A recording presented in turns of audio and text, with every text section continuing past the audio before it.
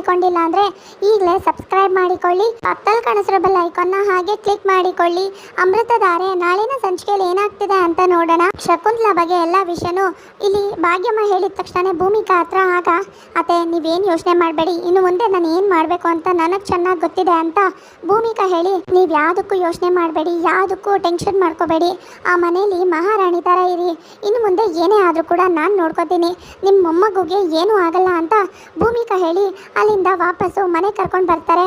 ಹಾಗೆ ಇಲ್ಲಿ ಅಷ್ಟರಲ್ಲಿ ಜಯದೇವ್ ಮತ್ತು ದಿಯಾ ಇಬ್ಬರು ಕೂಡ ವಾಪಸ್ ಮನೆಗೆ ಹೊರಟಿರ್ತಾರೆ.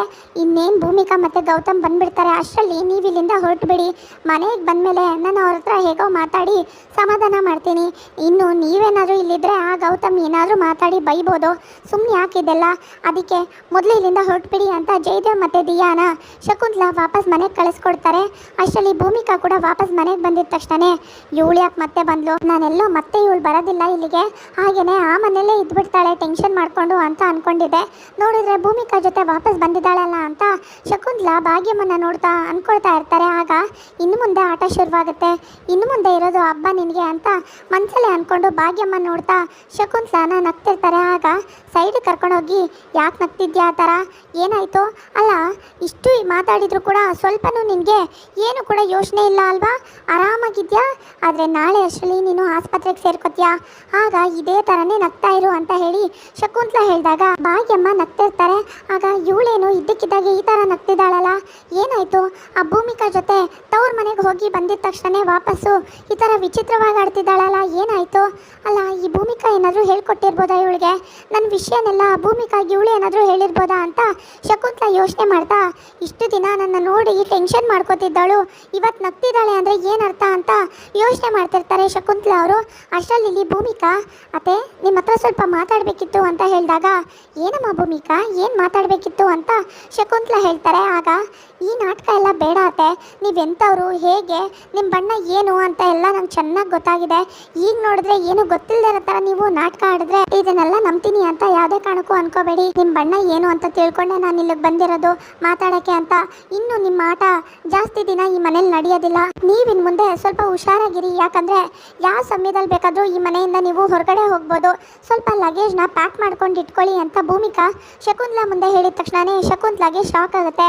ಭೂಮಿಕಾ ಯಾರ ಮುಂದೆ ನಿಂತ್ಕೊಂಡು ಮಾತಾಡ್ತಿದ್ಯಾ ಅಂತ ಗೊತ್ತಿದೆ ತಾನೇ, ಈ ಮನೆಗೆ ನಿನ್ಗಿಂತ ಮುಂಚೆ ನಾನು ಬಂದಿರೋಳು, ಅಷ್ಟಕ್ಕೂ ನಾನು ಗೌತಮ್ ತಾಯಿ, ಹಾಗೇನೆ ನಿನಗೆ ಅತ್ತೆ ಆಗಬೇಕು, ಇದನ್ನೆಲ್ಲ ಮರೆತು ಮಾತಾಡ್ತಿದ್ಯಾ, ಯಾಕೆ ಈ ಥರ ಎಲ್ಲ ವಿಚಿತ್ರವಾಗಿ ಮಾತಾಡ್ತಿದ್ಯಾ, ಯಾರು ಏನೇ ಹೇಳಿದ್ರು, ಏನಾಯಿತು ಅಂತ ಈ ಥರ ಮಾತಾಡ್ತಿದ್ಯಲ್ಲ, ನನ್ನ ಬಗ್ಗೆ ಏನು ಗೊತ್ತು ನಿನಗೆ ಅಂತ ಕೋಪ ಮಾಡಿಕೊಂಡು ಶಕುಂತಲಾ ಹೇಳಿದ ತಕ್ಷಣ ಹೌದು ಅತ್ತೆ ನೀವು ನನ್ನ ಅತ್ತೆನೇ ಆಗಿರ್ಬೋದು, ಆದರೆ ಖಂಡಿತವಾಗ್ಲೂ ಗೌತಮ್ ಅವ್ರ ತಾಯಿ ಆಗೋದಕ್ಕೆ ಸಾಧ್ಯ ಇಲ್ಲ, ಯಾಕಂದರೆ ನೀವೆಂಥ ಕೆಲಸ ಮಾಡಿದ್ದೀರಾ ಅಂತ ನಂಗೆ ಚೆನ್ನಾಗಿ ಗೊತ್ತಿದೆ, ಅದರಲ್ಲೂ ನನ್ನ ಮಗನಿಗೆ ಅಪಾಯ ಮಾಡಬೇಕು ಅಂತ ಅಂದ್ಕೊಂಡಿರೋ ಪ್ಲ್ಯಾನ್ ಅಂತೂ ಯಾವುದೇ ಕಾರಣಕ್ಕೂ ನಡೆಯೋದಿಲ್ಲ, ಅದನ್ನಂತೂ ಮರ್ತು ಬಿಡಿ, ಯಾಕಂದರೆ ನನ್ನ ಮಗನಿಗೆ ಏನೇ ಆದರೂ ಕೂಡ ಅದಕ್ಕೆ ನೀವೇ ಕಾರಣ, ಗೌತಮ್ ಅವ್ರನ್ನ ನೀವು ಬೆಳೆಸಿರ್ಬೋದು ಸಾಕಿರ್ಬೋದು, ಆದರೆ ಯಾವುದೇ ಕಾರಣಕ್ಕೂ ನೀವು ಅವ್ರ ತಾಯಿ ಆಗಕ್ಕೆ ಸಾಧ್ಯ ಇಲ್ಲ.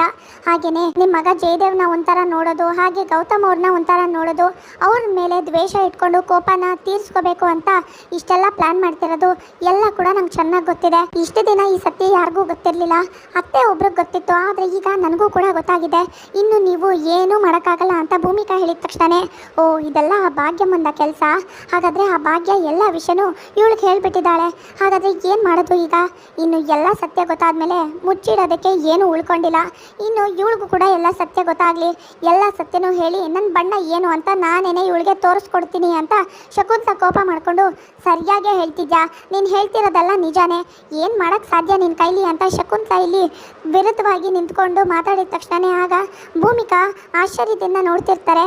ಕೊನೆಗೂ ನಿಮ್ಮ ಬಣ್ಣನ ಬೈಲ್ ಮಾಡಿದ್ರಲ್ಲ, ಅಮೃತ ಲೇಬಲ್ ಹಾಕೊಂಡಿರೋಂಥ ವಿಷ ನೀವು ಅಂತ ಹೇಳಿ ಭೂಮಿಕಾ ಹೇಳಿದ ತಕ್ಷಣ ಸ್ವಲ್ಪ ನೋಡ್ಕೊಂಡು ಮಾತಾಡು ಭೂಮಿಕಾ, ನನಗೆ ಕೋಪ ಬರ್ಸ್ಬೇಡ ಅಂತ ಶಕುಂತಲಾ ಹೇಳಿದಾಗ ನಾನು ತುಂಬಾ ನೋಡ್ಬಿಟ್ಟಿದ್ದೀನಿ ಅತ್ತೆ, ಆದರೆ ನೀವು ನೋಡೋದು ಇನ್ನೂ ಬಾಕಿ ಇದೆ ಅಂತ ಭಾಗ್ಯಮ್ಮ ಬರ್ಸಿರೋ ಅಂಥ ಚಿತ್ರನ ತೋರಿಸ್ತಾರೆ. ಆಗ ಎಲ್ಲದನ್ನು ತೋರಿಸಿದ ತಕ್ಷಣ ಇದನ್ನೆಲ್ಲ ಬರ್ದಿರೋದು ಯಾರು ಅಂತ ಗೊತ್ತಿದ್ಯಾ, ಭಾಗ್ಯತ್ತೆ, ಅವರು ಎಲ್ಲ ಸತ್ಯನೂ ನನ್ನ ಹತ್ರ ಹೇಳಿದ್ದಾರೆ, ಇಷ್ಟು ದಿನ ನೀವು ಅವ್ರಿಗೆ ಏನೇನೆಲ್ಲ ಮಾಡಿದ್ರಿ ಅದೆಲ್ಲ ಕೂಡ ನಂಗೆ ಚೆನ್ನಾಗಿ ಗೊತ್ತಿದೆ, ಅವರೆಲ್ಲದೂ ಕೂಡ ನನ್ನ ಹತ್ರ ಹೇಳಿದ್ದಾರೆ.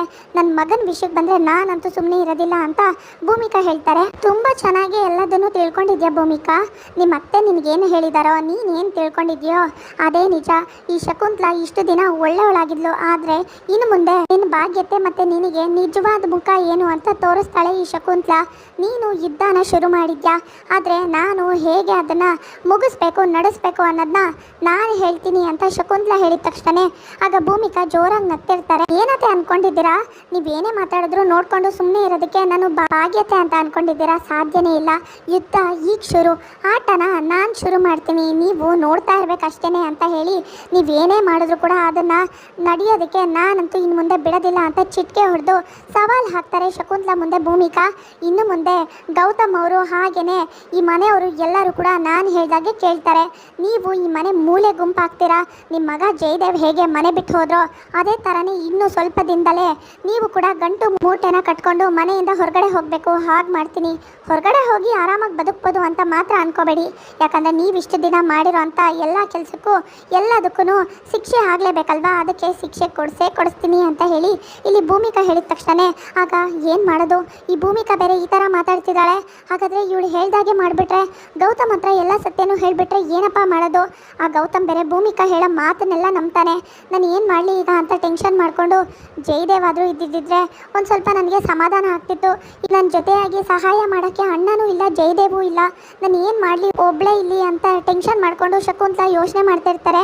ಗೌತಮ್ ಅವ್ರಿಗೆ ಈ ವಿಷಯ ಹೇಳಿದ್ರೆ ಅವರಂತೂ ನಂಬೋದಿಲ್ಲ. ಆದರೆ ಸಾಕ್ಷಿ ಸಮೇತ ಇವ್ರನ್ನ ನಾನು ಗೌತಮ್ ಅವ್ರ ಮುಂದೆ ಕರ್ಕೊಂಡು ಹೋಗಿ ನಿಲ್ಲಿಸ್ಬೇಕು. ಏನು ಮಾಡೋದು ಅಂತ ಇಲ್ಲಿ ಭೂಮಿಕಾ ಪ್ಲಾನ್ ಮಾಡ್ತಾ ಯೋಚನೆ ಮಾಡ್ತಿರ್ತಾರೆ. ಹಾಗೆ ನಾನು ಭಾಗ್ಯತೆನ ಕಾಪಾಡ್ಕೋಬೇಕು, ಮನೆಯವ್ರನ್ನ ಕಾಪಾಡಬೇಕು. ಭಾಗ್ಯತೆ ಹೇಳಿದಾಗೆ ಎಲ್ಲದಕ್ಕಿಂತ ಮುಖ್ಯವಾಗಿ ನನ್ನ ಮಗನ ನಾನು ಕಾಪಾಡ್ಕೋಬೇಕು. ಆದರೆ ಹೇಗೆ ಅಂತ ಭೂಮಿಕಾ ಹೇಳಿ ಯೋಚನೆ ಮಾಡ್ತಿರ್ತಾರೆ. ಇಷ್ಟು ದಿನ ನಮ್ಮ ಮನೇಲೆ ಈ ಥರ ನಾಟಕ ಮಾಡಿ ಸಂಚು ಮಾಡೋರು ಇದ್ದಾರೆ ಅಂತ ಗೊತ್ತಿಲ್ಲದೆ ಮೋಸ ಹೋಗ್ಬಿಟ್ವಿ. ಆದರೆ ಇನ್ನು ಮುಂದೆ ಹಾಗಾಗಬಾರ್ದು ಅಂತ ಟೆನ್ಷನ್ ಮಾಡ್ಕೊಂಡು ಭೂಮಿಕಾ ಯೋಚನೆ ಮಾಡ್ತಿರ್ಬೇಕಾದ್ರೆ ಆಗ ಗೌತಮ್ ಬರ್ತಾರೆ. ಆಗ ಇವತ್ತು ಜಯದೇವ್ ಮತ್ತು ದಿಯಾ ಮನೆಗೆ ಬಂದಿದ್ರಂತೆ ಅಂತ ಹೇಳಿದಾಗ ಮಲ್ಲಿ ಪಾಪ ತುಂಬ ಬೇಜಾರು ಮಾಡ್ಕೊಂಡಿದ್ಲು ಅಂತ ಜಯದೇವ್ ಬಗ್ಗೆ ಹೇಳಿದ ತಕ್ಷಣ ಗೌತಮ್ ಆಗ ಏನು ಆ ಜಯದೇವ್ ಮನೆಗೆ ಬಂದಿದ್ನಾ?